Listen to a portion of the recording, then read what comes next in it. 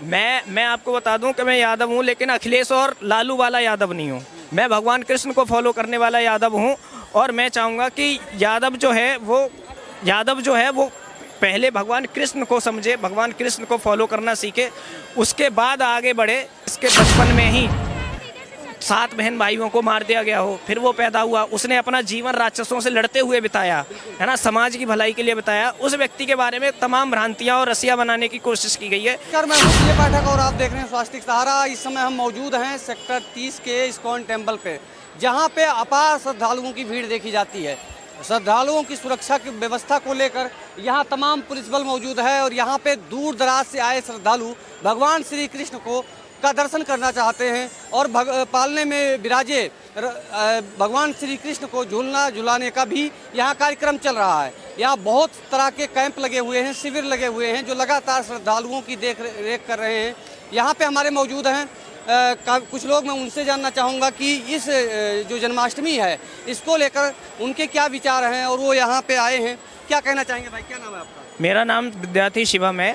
मैं कहना चाहूँगा कि अभी हमने भगवान कृष्ण के दर्शन किए, सारी चीज़ें हुई, फिर भी मन में एक थोड़ी सी ये कड़वाहट रहती है कि हमारी जो जन्मभूमि है वो आज़ाद होनी चाहिए। और इसके लिए जैसे मैं खुद यादव हूँ तो चाहूँगा कि अखिलेश और मुलायमवादी जो यादव हैं वो कृष्ण जन्मभूमि की आज़ादी के लिए आवाज़ उठाएं और इसको एक आंदोलन में तब्दील करें, जैसे कि अयोध्या का आंदोलन हुआ था। लेकिन कैसे? वो तो कह रहे हैं कि जो है हम तो ओबीसी हैं और कभी उन्होंने भगवान कृष्ण को लेकर कभी कोई आवाज़ भी सदन में नहीं उठाई आज तक। देखो, मैं आपको बता दूं कि मैं यादव हूं, लेकिन अखिलेश और लालू वाला यादव नहीं हूं। मैं भगवान कृष्ण को फॉलो करने वाला यादव हूं और मैं चाहूँगा कि यादव जो है वो पहले भगवान कृष्ण को समझे, भगवान कृष्ण को फॉलो करना सीखे, उसके बाद आगे बढ़े। क्योंकि भगवान कृष्ण ने ही कहा था कि अगर आपके घर का अपराधी भी अपराध कर रहा है तो उसको मार दो, उसको सजा दो। भाई इसके अलावा किसी दूसरे ने नहीं कहा। और आज वही स्थिति है कि हमारी माताओं बहनों की इज्जत लूटी जा रही है। कोलकाता रेप केस ट्रेंडिंग में है, लेकिन उसके बावजूद भी हमारे जो अखिलेशवादी है ना, राकेश टिकैत साहब हैं, वो कह रहे हैं कि टारगेट किया जा रहा है। भाई एक माता की, एक भगवान कृष्ण को 16,000 पत्नियों के लिए बोल दिया जाता है, जबकि उन्होंने उनकी आबरू बचाई, उनको नया जीवन दिया है ना। जबकि ऐसा उनका कहीं नहीं था कि उनकी 16,000 पत्नियां थीं। उनको रसिया बनाने की कोशिश करते हैं। एक व्यक्ति जिसके ऐसे समझ लीजिए कि जिसके बचपन में ही 7 बहन भाइयों को मार दिया गया हो, फिर वो पैदा हुआ, उसने अपना जीवन राक्षसों से लड़ते हुए बिताया है ना, समाज की भलाई के लिए बिताया। उस व्यक्ति के बारे में तमाम भ्रांतियां और रसिया बनाने की कोशिश की गई है।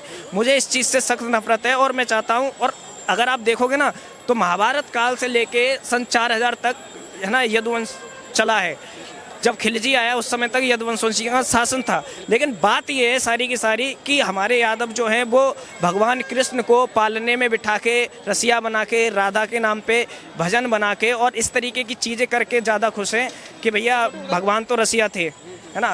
तो मेरी इससे मुझे सख्त नफरत है कि भगवान रसिया नहीं थे। भगवान जिस व्यक्ति ने महाभारत जैसा युद्ध लड़ा हो, जिस व्यक्ति ने गीता जैसा ज्ञान दिया हो, उसकी एक एक बात आज तक कोई काट नहीं पाया। आप ऐसे समझ लीजिए कि आज हम यहाँ पे क्यों हैं, क्योंकि भगवान की जन्माष्टमी है। हमें भगवान के बारे में किताबों में नहीं पढ़ाया जाता। 5000 वर्षों से अगर उनका जन्मदिन आज तक मनाया जा रहा है तो वो व्यक्ति कैसा रहा होगा, है ना। तो ये चीज़ें हमारे समाज में जानी चाहिए। बताइए, सवाल है शिवम जी की, एक गीता का श्लोक है, अहिंसा परमो धर्म, धर्म हिंसा तदैव च, लेकिन अहिंसा परमो धर्म ये आधा श्लोक सबको पढ़ाया गया और ये लगभग हर किसी को पता है।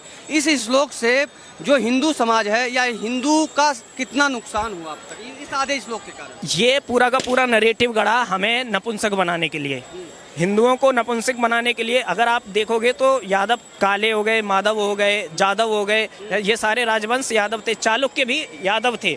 अगर आप विकिपीडिया कर सकते हैं, जिनको अगर ये लग रहा है, चोल भी यादव थे, जो गुजरात के द्वारिका से जाके चोल साम्राज्य इतना विकसित हुआ, चालुक्य इतने विकसित हुए, है ना।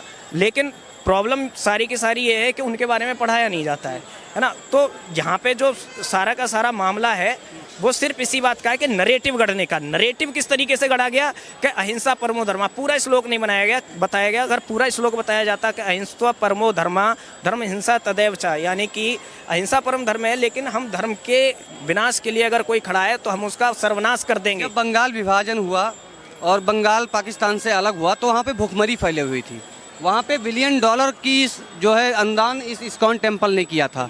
आज जब बंगाल में फिर वही दंगा उत्पात शुरू हुआ तो सबसे पहले उसी मंदिर को निशाना बनाया गया और उसको जलाया गया। कि आप क्या कहेंगे कि किस तरह से आप इसको किस नज़र से? हिंदुओं को यही तो समझने की ज़रूरत है कि हम बहुत अच्छा करते हैं, हम ही हैं जो सबसे ज़्यादा दान करते हैं, हम ब्लड डोनेट भी करते हैं, जबकि एक कौम कहती है कि भैया हम ब्लड डोनेट नहीं कर सकते, ये तो अल्लाह के खिलाफ है। लेकिन जब उनका एक्सीडेंट होता है तो ब्लड हमारा ही चढ़ रहा होता है उनके शरीर में, लेकिन वो डोनेट नहीं करते हैं। सेम इसी तरीके से कि इस्कॉन मंदिर से लेके सारी चीज़ें हिंदू हमेशा दान करता रहा है ना। लेकिन दान करने के बावजूद भी, हिंदुओं को दान करने के बावजूद भी हिंदू को वो जो मिलना चाहिए वो नहीं मिलता, क्योंकि हिंदू अहिंसक नहीं है। वो माइंड सेट बना दिया गया कि हिंदू हिंसक नहीं होगा।